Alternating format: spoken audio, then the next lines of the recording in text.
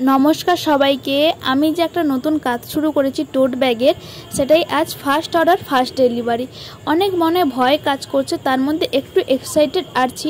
আর আমি নিজে ডেলিভারি করতে হবে হ্যান্ড টু হ্যান্ড। তোমরা যারা জানো না তাদের বলে দিই, কলকাতার মধ্যে আমি টোট bag hand to hand delivery করি। তার আগে আমি মেঘা, আমার চ্যানেলে তোমাদের সবাইকে স্বাগত জানাই। এবার চলো ডেলিভারি যখন দিতে যাচ্ছি তোমাদের সাথে কিছু কথা শেয়ার করি আর কিছু মুহূর্ত শেয়ার করি। কলকাতার মধ্যে যখন এই কৃষ্ণচূড়া ফুল আর এত গাছ দেখতে পাই রাস্তার মাঝখানে, মনটা জাস্ট দারুণ লাগে। সেই কবে কৃষ্ণচূড়া ফুল দেখেছিলাম যখন আমি দেশে থাকতাম। তারপর যবে থেকে কলকাতায় এসেছি, দেশে ঠিক এই টাইমে অতটা যাওয়া যায় না। এই সেই বিখ্যাত বাবুলালের মোমোর দোকান। অনেকেই হয়তো বিভিন্ন ফুড ব্লগারের মাধ্যমে জানতে পেরেছে এই শ্যামবাজারে বাবুলালের মোমোর যে কতটা বিখ্যাত, কত রকমের ভ্যারাইটি। সেইখানের মধ্যে দিয়ে যাচ্ছি, তার মধ্যে শ্যামবাজার পাঁচমাথার মধ্যে চলে আসলাম। এবার আমি শ্যামবাজারে মেট্রো ধরে যাব রবীন্দ্র সরোবর।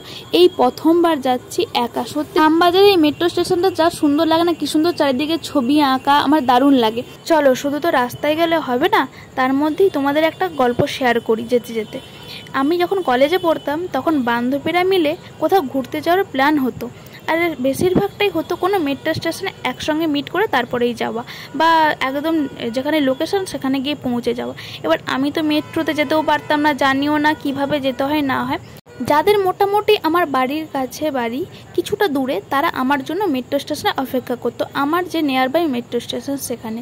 তো আমি তারপর যাওয়ার পর সবাই একসাথে যেত। আবার যখন নেক্সট টাইম প্ল্যান হতো তখন বলতো যে এবার তুই একা আসতে শেখ, এরকম তো তোর জন্য সবাই সবসময় অপেক্ষা করবে না। তুই যখন কলেজের বাইরে বেরোবি, কাজ করবি, তখন তোকে একাই যেতে হবে, বান্ধবীরা থাকবে না।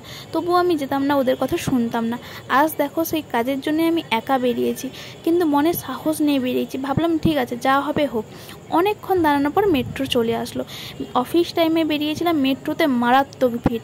আমি ঠিক যাওয়ার 2-3টা স্টেশন আগে সিট পেয়েছিলাম। অনেকক্ষণ দাঁড়াতে হয়েছিল। তারপর বয়স্ক মানুষদের জন্য তারা আগে বসে যাচ্ছিলো, আমি বসতেও পারছিলাম না। যাক, এইসব কথা ছাড়ো, এবার একটা কথা বলি। আমি যে কাস্টমারকে ব্যাগটা দিতে যাচ্ছিলাম, প্রথমে কথা হয়েছিল 10টা থেকে 10:30টার মধ্যে সে আসবে, কিন্তু তার কিছু ব্যক্তিগত প্রবলেমের কারণে সে আমাকে জানায় সে 10:30টা থেকে 11টার মধ্যে আসবে। আমি ঠিক আছে, আমি তাই মেনে নিলাম।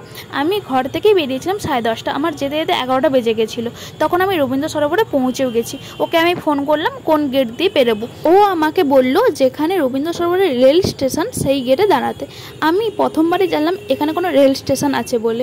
তো আমি অনেকক্ষণ দাঁড়াই, প্রায় 11:30টার মতন বেজে যায়। অনেক খোঁজার পর এসে কি বললো, শোনো আবার এপারে চলে এসেছি, ওই জন্য আমি বুঝতে পারি। তুমি তো আমাকে বললে মেট্রো স্টেশন। হ্যাঁ, আমি ভুলেই গেছি ওটা, মানে মেট্রো স্টেশনের কথাই ভুলে গেছি। শুনতে পেলে কি বললো, ও আমাকে নিজে বলেছিল মেট্রো স্টেশনের গেটে দাঁড়াতে, ও আমাকে রেল স্টেশনে খুঁজে যাচ্ছে।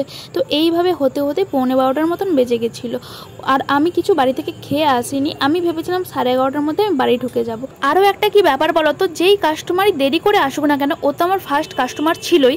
আমি তাকে রাগ দেখাতে কোনোভাবেই পারি না। আমি খুব নরমভাবেই তাদের সাথে কথা বলি, কারণ আমার ভেতর থেকে ওটা আসে না। আমি তাকে দেখার পরে আমি নিশ্চিন্ত হয়ে যাই যে হ্যাঁ এসেছে।